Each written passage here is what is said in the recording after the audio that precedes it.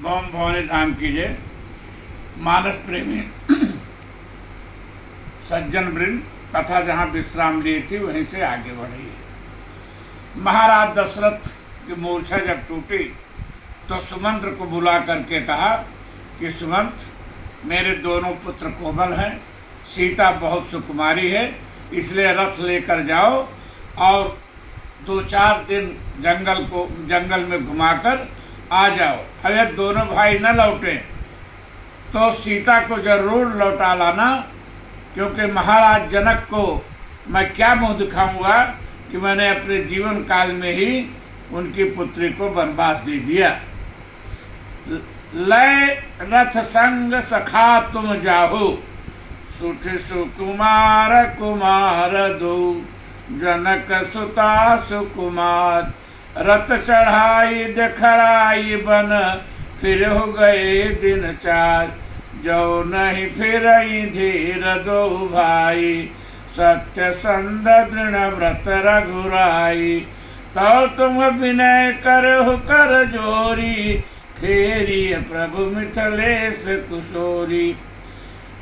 अब इधर सीता के साथ राम लक्ष्मण रथ पर बैठे चले, हृदय अवधाई सिरुनाई, अयोध्या से प्रस्थान किया।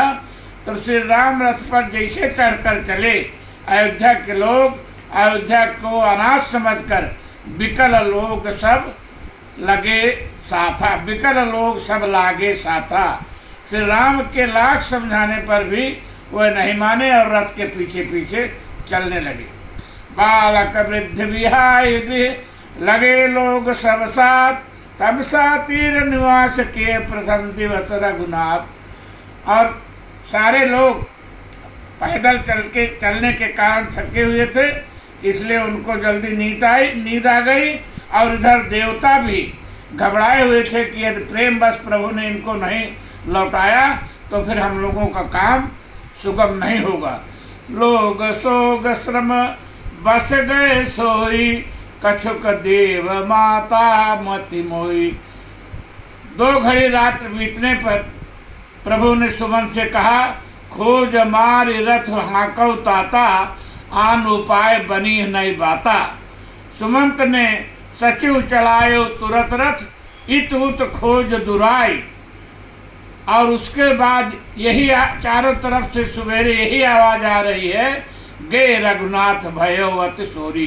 भगवान चले गए, सीता चली गई, लक्ष्मण जी चले गए, ये सारे अयोध्यावासी चिल्ला रहे हैं।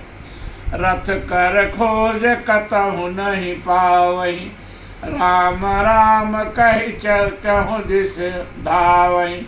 एक ही एक देहि उपदेशो, तजे राम हम जानि कलेसो। बेचारे रोते बिलखते दुखी अयोध्यावासी तमसा के तट से अयोध्या वापस लौट आए। यही विधि करत प्रलाप कलापा, आए अवध भरे परितापा। सब बहुत दुखी होकर अयोध्या लौट रहे हैं और रथ तीव्र गति से चलाकर सुमंत श्रृंगवेरपुर पहुँचते हैं। तो श्री राम लक्ष्मण व सीता जी गंगा का दिव्य दर्शन करके रथ से उतरते हैं। गंगा में मज्जन किया, थकान दूर हुई।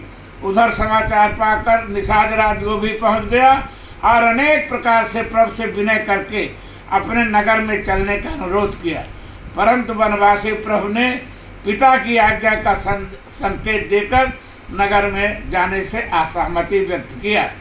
तब निषाद राजगुह ने प्रभु के ठहरने के लिए सिंसुपा, शीशम, कुछ विद्वानों के अनुसार अशोक को भी सिंसुपा कहते हैं, वृक्ष के नीचे कुछ और नए नए पत्तों को बिछौना साथरी बनाकर तैयार किया।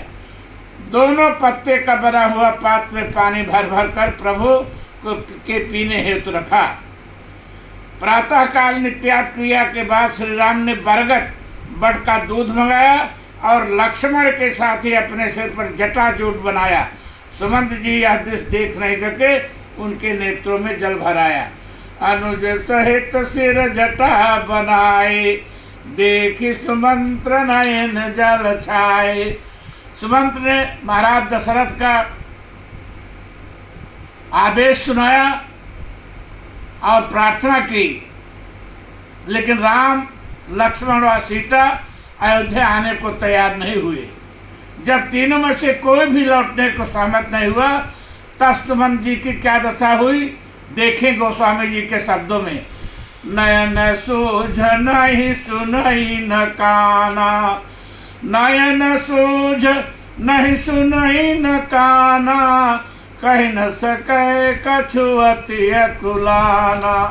राम प्रबोध के न बहु भांति, तदपि होत नहीं शीतल छाती।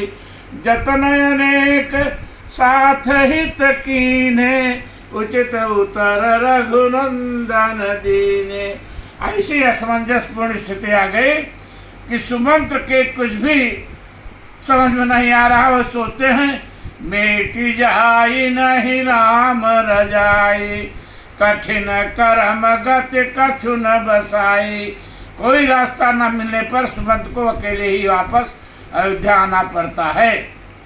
राम लखन सिय पद सिरुनाई, फिरो बनिक जिमि मोर गवाई।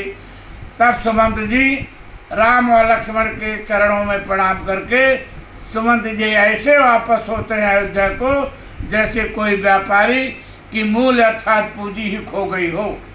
सत्य ही है, जिस व्यक्ति के जीवन से मूर्तमान ब्रह्म चला जाए, मूर्तिमती भक्त स्वरूपा सीता और साक्षात वैराग्य स्वरूप लक्ष्मण चले जाएं, उसके पास बचेगा ही क्या। सुमंत ने ब्रह्म राम, भक्ति व शक्ति लक्ष्मी स्वरूपा सीता और वैराग्य स्वरूप लक्ष्मण को लौटाकर अयोध्या की पूंजी, अयोध्या का मूल बचाने का प्रयास किया।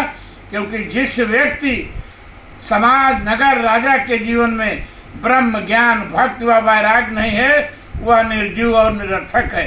परंतु जब सुमंत्र अपने प्रयास में सफल नहीं हुए तो थक हार कर दुखी मन से ऐसे लौटे जैसे बनिक जिमि मोर गवाई, जैसे बनिए का मूल धन ही गायब हो गया हो, खो गया हो।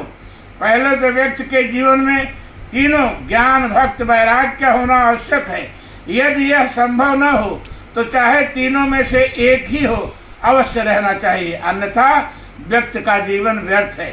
श्री राम लक्ष्मण सीता को भेजकर अनाथ होकर सुमंत लौट रहे हैं अयोध्या को, और प्रभु गंगा के तट पर गंगा पार होने की लालसा में केवट से नाव लाने की प्रतीक्षा में हैं। इस प्रकार से राम गमन की कथा आज संपूर्ण हुई। भक्तजनों, बहुत बहुत धन्यवाद। ओम भवानी धाम की जय।